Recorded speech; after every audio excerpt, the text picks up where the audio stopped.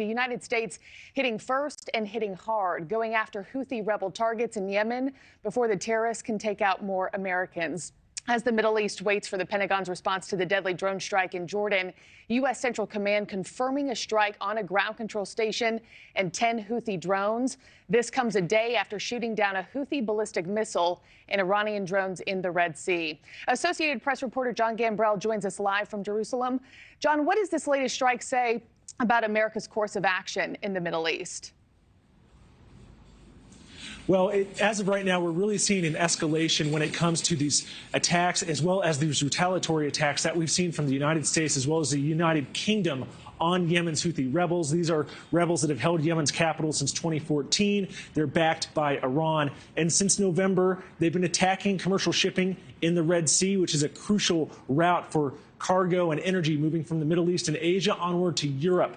Now, in the last couple of weeks, we've seen the U.S. launch these airstrikes, and we've seen just a real uptick in the tempo when it comes to the Houthi attacks. Just a moment before we came on air, there was an announcement from the British military that they suspect there's been a new attack in the Red Sea just southwest of the port city of Hodeidah, which has seen a lot of attacks from these rebels. And it all comes as you mentioned, the Americans had shot down missiles, drones, as well as targeted drones on the ground and a ground control station in Yemen that they alleged were going to attack either commercial shipping or other U.S. warships.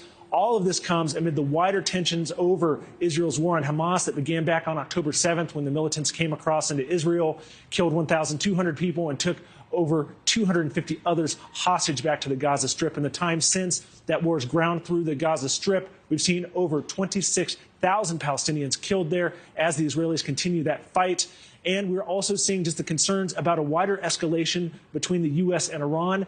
There has not been any direct military confrontation between these two countries in decades. And right now, it seems like there could be potential retaliatory strikes. We've heard from President Biden saying that there will be a retaliation for this attack that we saw in Jordan that killed 3 American troops there and wounded dozens of others. The White House just yesterday attributed that to an umbrella group for Shia militias in Iraq that is funded by Iran. Meanwhile, we've heard from the Iranians saying that they will retaliate against any possible U.S. strike targeting their country or any of their interests in the wider Middle East. All in all, tensions are very high. It's the worst that we've seen since in the 1973 war on Israel, and we're just waiting to see what may happen next. Yeah, John, I can't imagine what the mood is like on the ground with people bracing for more impact, waiting on what this American response could look like. John, thank you so much. Thanks for watching, everybody. Go to joinnn.com to find NewsNation on your television provider. Also, don't forget to click that red subscribe button below to get more of NewsNation's fact-driven, unbiased coverage.